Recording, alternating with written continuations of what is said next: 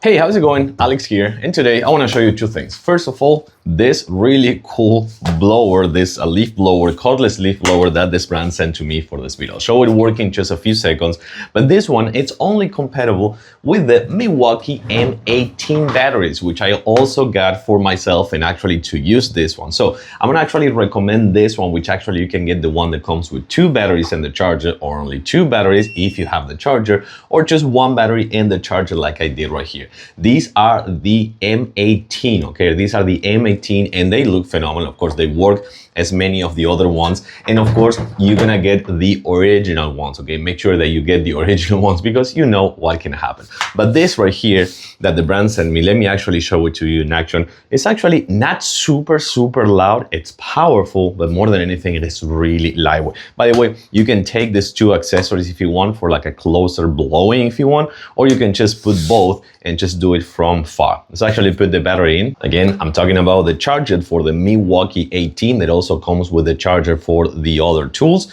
So you have the charger, you have the battery, you should be all set once that you do that, just like this, and we're all set. Let's check it out.